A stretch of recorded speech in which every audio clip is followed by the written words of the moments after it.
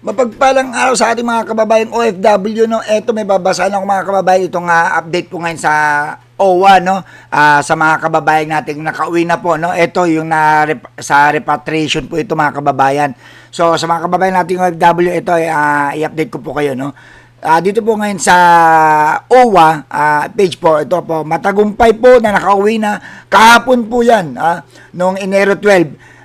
Ang 11 nating mga kababayang OFW na nagmula sa Riyadh, KSA, sakay sa flight C397 at CX919 na lumapag sa NAIA Terminal 3 bilang bahagi ng tuloy-tuloy na repatriation assistance ng pamahalaan. Ito po yung mga kababayan natin na repatriate na po, no?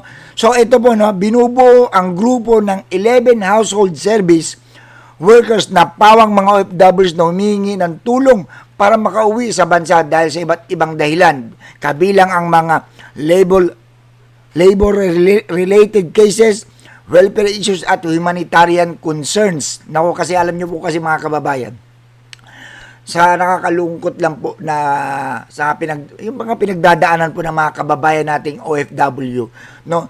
Alam naman ho natin na marami pong mga kababayan nating OFW na talagang hindi po pinalad na sa kanilang pagpunta diyan sa iba't ibang bansa, no? Meron po yung mga may pinagmamalupitan ng kanilang amo, meron naman yung sobrang hirap ng kanilang trabaho, or meron naman OFW na nakakaranas ng mga pambabastos, di ba?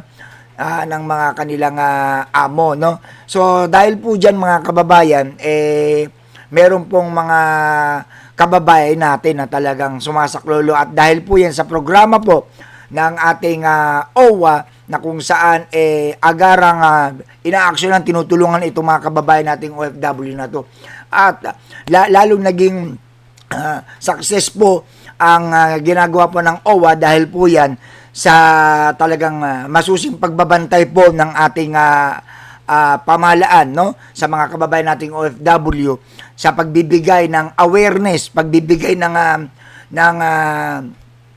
agarang tulong sa mga kababayan natin kasi importante po ito mga kababayan. Kaya nga po itong ginagawa po ng gobyerno natin, no, itong OWA, no, itong pamahalaan po, kung maalala nyo po, no, bakit po may mga OWA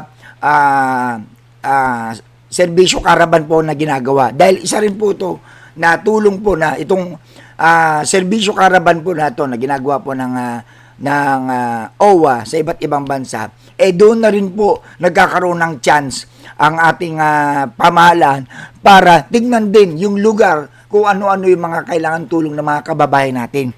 Kaya po napakaganda po ng programa na ginagawa po ng OWA at dahil po yan sa direktiba ng ating Presidente PBBM. Kaya po mga kababayan, sa mga po nanonood po, makakanood pa po ng video na to, lagi po kayong tumutok dito sa OWA, Overseas Workers Welfare Administration. Dahil po, importante po na malaman ninyo mga updates na nandito, mga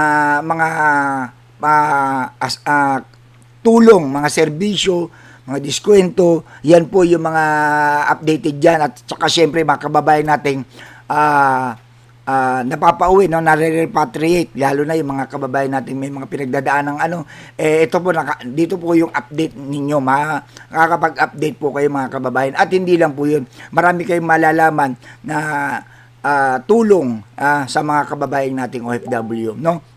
At eto, no, ang sabi pa dito ng OWA, no, ang ating kababayan ay agad na sinalubong ng mga kinatawan mula sa overseas workers. Ito pong ginawa nila, Welfare Administration, ito po yung OWA, no, upang masiguro ang kanilang pangangailangan bilang bahagi ng standard assistance ng OWA. Dahil nagbigay ng mga tulong, no, upang masiguro ang kanilang pangangailangan bilang bahagi ng standard assistance ng OWA, isinailalim sila sa immigration assistance at nakatanggap ng food packs, financial assistance, transport support at pansamantalang accommodation habang inaasikaso ang kanilang pag-uwi sa kanilang mga probinsya. Grabe, ang galing talaga ng OWA, no? Isipin nyo, food assistance, cash assistance, at syempre, shelter, pansamantalang pahingahan nila habang inaasikaso yung kanilang mga ticket pauwi sa kanilang probinsya. Grabe, no? Salamat sa OWA, no? At ito pa, para sa ating kababayang nangailangan ng tulong. Bukas, ito po, update to, bukas, 24/7 ng OWA hotline. Ito, tandaan ninyo, 1348. Bukas, ang OWA hotline, 24/7 hotline, 1348.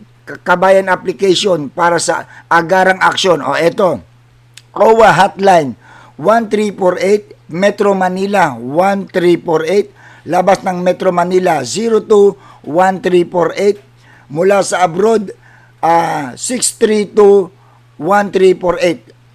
Ulitin ko mula sa abroad, pag sa abroad ka, plus 6321348. Ayan, other communities channels, ayan po yung Viber, yan, tignan nyo na lang po sa OWA page po, no? OWA, Overseas Workers Welfare Administration po. Yan po, dyan nyo po makikita. Kaya salamat po sa ating, syempre, masipag at talagang sobrang tutok sa mga kababayan nating OFW.